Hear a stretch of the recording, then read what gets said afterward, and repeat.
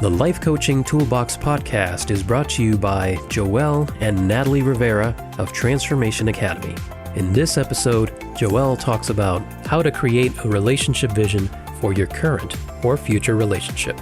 This episode is one of 13 episodes in a series that walks you through the complete Enlightened Relationships virtual workshop. Now we're going to take a look at the vision and having a vision for the relationship and having a vision for your life.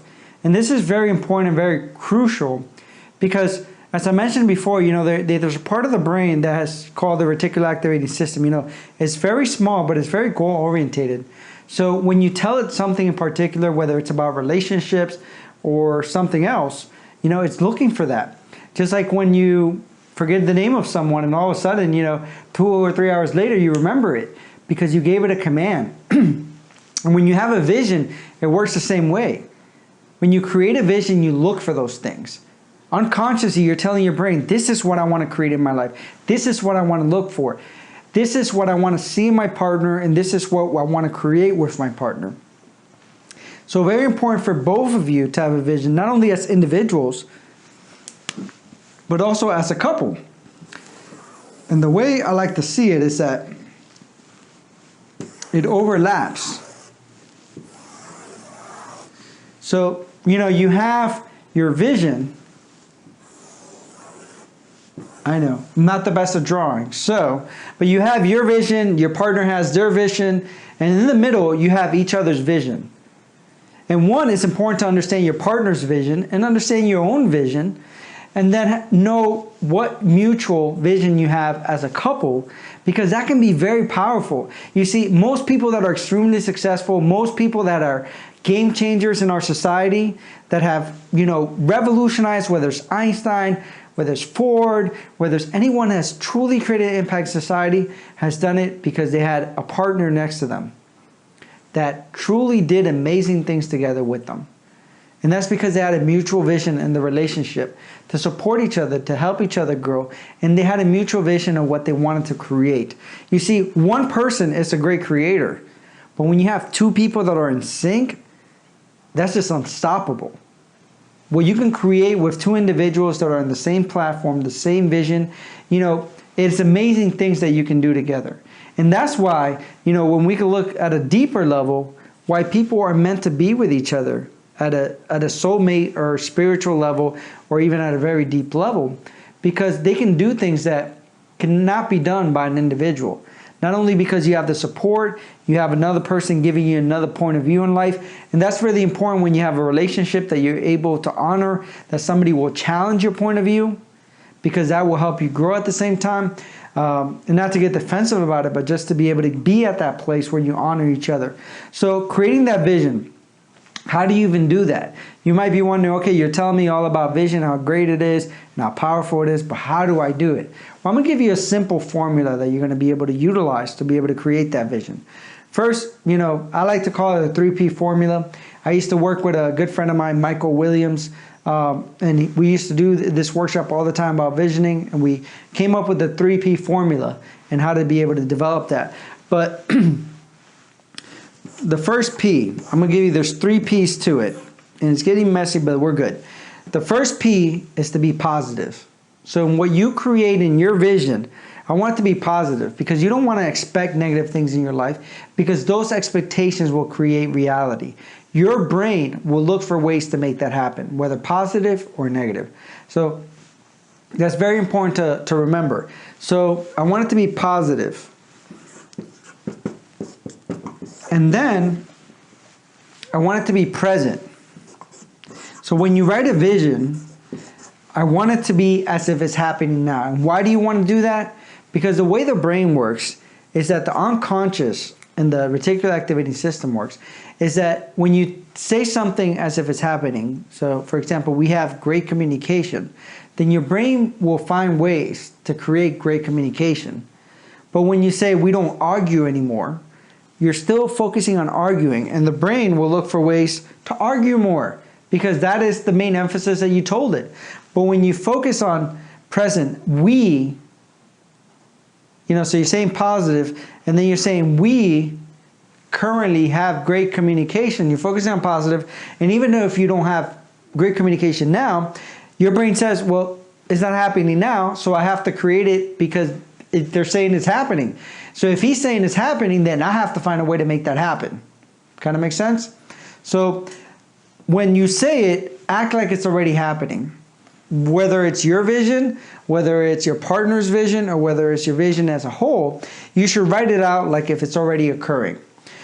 So you have positive, present, and also, I'll add this one in there, and it's personal. So what I want you to do is I always want you to have I statements. So I want you to have I statements. Well, with those I statements, what I mean is like, or we are doing this. I am doing that. Because your brain recognizes that as you're already talking about you and your unconscious of what you want. When you talk about we, it already recognizes that. So, when you write something is that we are traveling, we are doing this, we have intimacy, we have great communication, we are doing this. I, as a person, am thriving in my work, I'm thriving in my environment, I'm living a healthy lifestyle, whatever it is, but you have those I and we statements. So keep it personal, keep it about you, keep it about the us, keep it about the oneness within your relationship. And the last one that I didn't put out there, because there's another P that you can add, is personal. So, not personal, passion. So passion, when you write it with passion. You might not have the things that you want now, but like Einstein said, it's not about your intellect, it's about your creativity.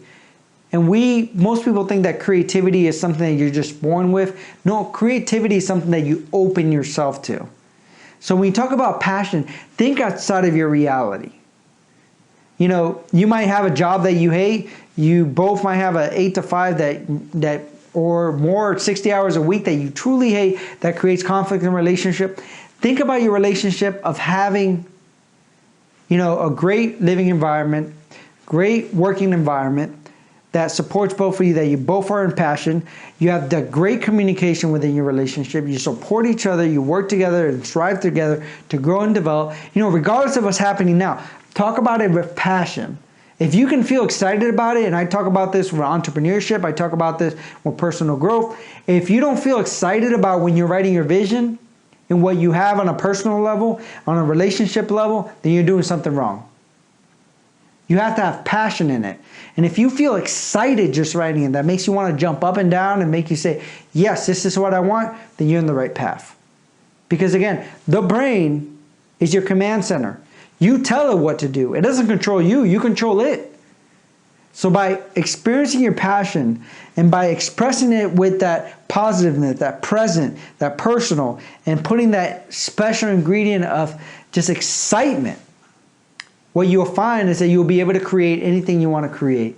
That you and your partner can create if you're both on the same page. And again, as we talked about in the beginning, you have to want it. Not only you, your partner has to want it. So if you're both on the same page that you want it, then if you create that vision, and if you two can actually sit down and see that vision together, write out that vision together. And I will tell you that me and Natalie create visions, and we create a monthly vision of what we want, and we read it and we affirm it and we create it.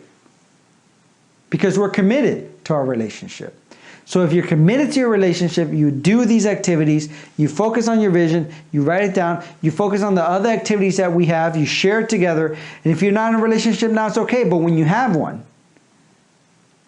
you committed to doing it together. But right now, then you're committed to doing it by yourself so you can get clarity of what you want to create long term. Kind of make sense? Yes? All right. So take that time. I want you to write your vision out. So again, it's going to be a paragraph. So it doesn't have to be, each sentence has to be one of these. But in that paragraph, you're going to say something like, me and my partner have great communication. We live in integrity with each other. We have a deep understanding of each other. We find joy with each other. These are some of the things that we do for happiness and joy, regardless if they're not happy now, but that's what you want to create with each other.